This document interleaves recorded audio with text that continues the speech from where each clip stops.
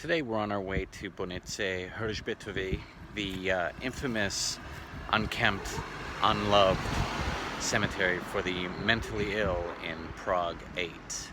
And we've got quite a walk ahead of us since it's sitting pretty much in the middle of nowhere. So let's go.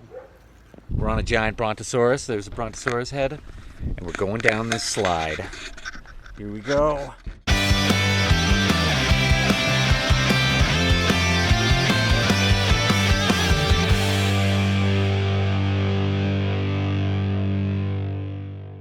Just over there, on top of that hill, is the Bohnice Psychiatric Hospital. And that is actually where the Bohnice Cemetery originated. The Bohnice Cemetery is actually something that I have long wanted to see and check out for myself. Many of my friends in Prague seem to refer to it as a thing of mystery, and seems to be a lot of myths surrounding it. I'm at a crossroads here, so right or left? Fork in the road, as they say. I feel like I'm going to go left. It just feels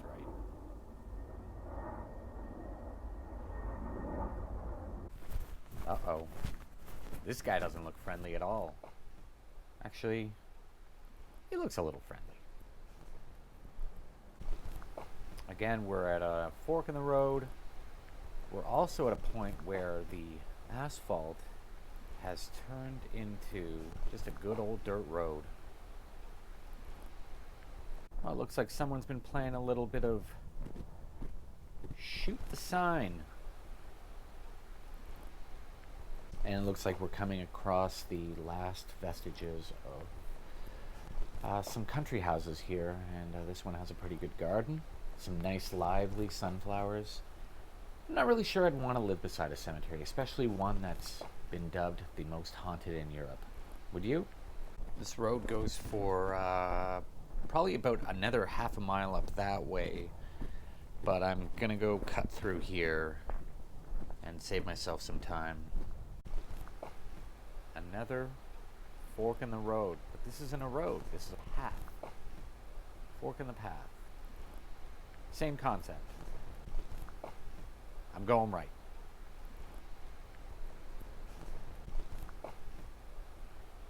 One thing I have really noticed when walking through this forest is how quiet it is. There is, I'm not really hearing any birds or any animals, running through the foliage.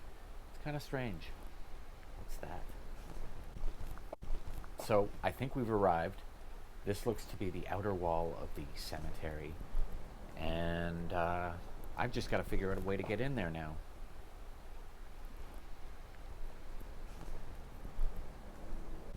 And I see some sort of structure in there, and I'm not sure what that is. I don't know. Is that a house? I don't know. We're going to find out soon enough. Okay. Coming upon some weird things here. In Czech Republic, I never really know if it's art or if it's just people being creepy. Now, on my walk here, I never really realized the sort of ascent I was on. And we are really high up here, and looking over the valley, somewhere over there on the other side of that valley is the city of Prague. It's beautiful here. Dangerous, though. There's probably about a 200-foot drop down there. And when I was walking here, walking down to check out this overlook, I saw that someone had left a little memorial, and I guess somebody had fallen to their death here. And you really got to be careful and watch your step, especially in areas like this. There's a lot of loose rock, and you can very easily go over. Okay, I'm going to take a quick peek over this and see what I can see. Not really much. I think I found it. I think I found the entrance. That's no. That is sealed, and I think that over there is the actual entrance. So I'm gonna have to walk around. When I was actually initially walking up, I saw this, and this is looks like a hand-carved bench of sorts Pretty cool. Looks like I've stumbled upon a photo shoot, a little police photo shoot here, right in front of the entrance to the Bohnice cemetery. So the photo shoot has ended, and we can finally go into the cemetery. This is the entrance of Bohnice Hospital. And a little bit of information here, if you can read Czech. My Czech is terrible, so I'm not even going to try. So let's get in here. Wow. This is quite the entrance. Very epic.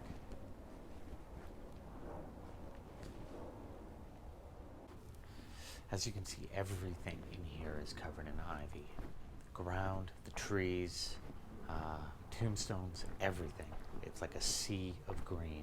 These mounds, these are actually graves, unmarked graves, and there's hundreds of them everywhere, all throughout this graveyard. It's quite sad. It's beautiful but sad that this place has just been forgotten to time. So here's one of the many gravestones. This particular one is from somebody who died, Meyer, on January 23rd, 1900. This cemetery, from my understanding, was actually created in 1909. So either that person was moved from a previous burial, or they were always here, and I'm not sure what the story is behind that. Over here is just one of the many overturned tombstones, just totally disregarded. This place was completely ransacked in the time that it was stopped being watched over by the state. It's quite sad. It really is. This is a previous memorial. I'm not sure what this one was, but it's gone. And over here is one of the many, many open graves in this cemetery. It's just quite amazing how nature has completely taken back this area. Over here you can see looks like a few people have left some flowers, so at least there's some people who haven't forgotten, or at least are still paying their respects, so that's nice.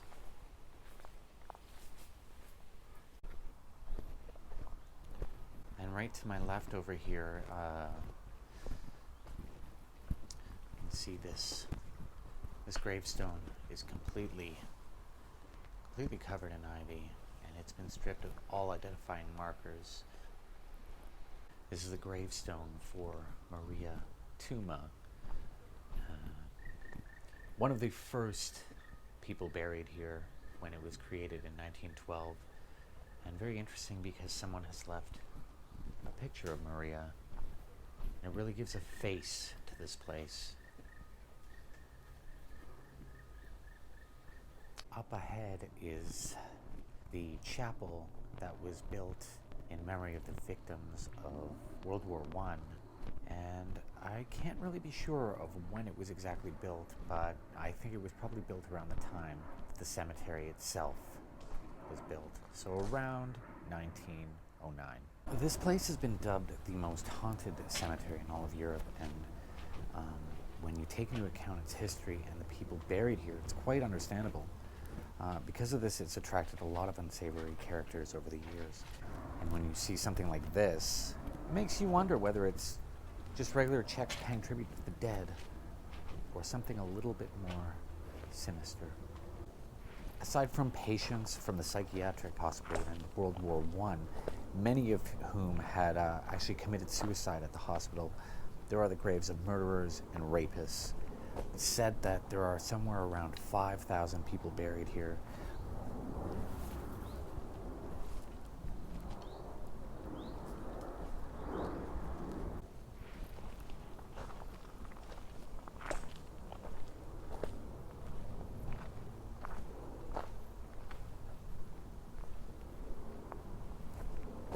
Feeling a little bit weird about that. That is the crypt underneath the chapel, and that's where all of the bodies were stored before burial.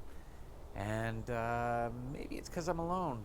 I don't know. I'm usually feeling a little bit more adventurous, but you could not pay me enough money right now to go down there. So I'm just going to move on. So it's not really surprising that dark tourists and fans of the paranormal have been drawn to this place throughout the years. And in particular, Satanists have long been coming here and performing rituals up until this very day. It really kind of makes you wonder if some of these rooms in particular were used for satanic worship back in the day, or even animal sacrifice, which has also been documented here. So back here I saw a few tombstones, and I was a little bit curious about what they were, because they don't actually look like they're part of a grave site.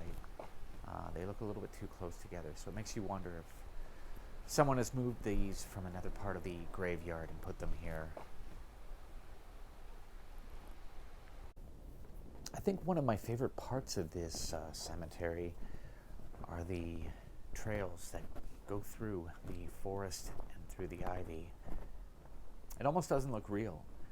And so right now I am headed to the southwest corner of the cemetery, and that is actually the part of the cemetery which is the most infamous. That is the part where the murderers and rapists have been buried.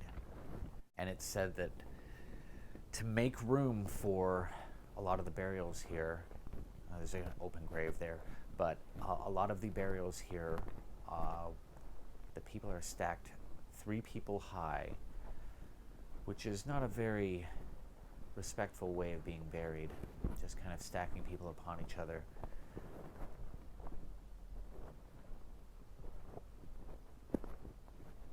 Some more candles, and being that this is sort of the murderer's row of sorts of the cemetery, it makes you wonder if this is some sort of ritual.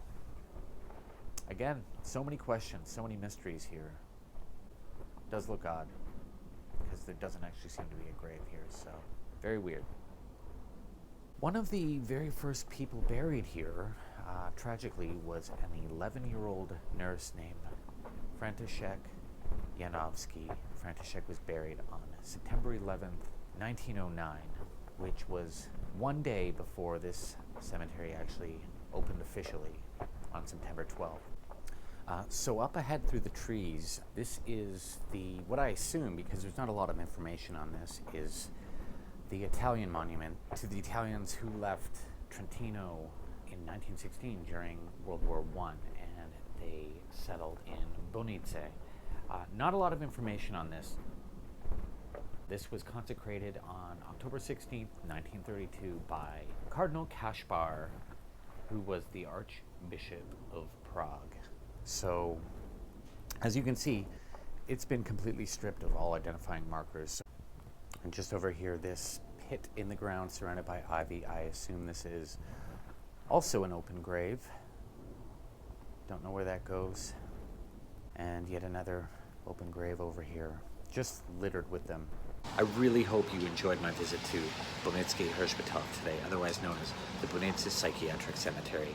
Now, I highly, highly recommend visiting this place if you're into the paranormal, the creepy, or cemeteries in general. Heck, even just beautiful things, because this is all of the above, and it is very worth it. The caveat of that is, if you're in Prague for only a couple of days, it might not be something you want to do. There are so many things to see in this city, so it's probably better to just stay downtown than trudge out for an hour, because it's going to take a lot of time to actually thoroughly enjoy this place and get it for what it is. With that, stay loose, and until next time.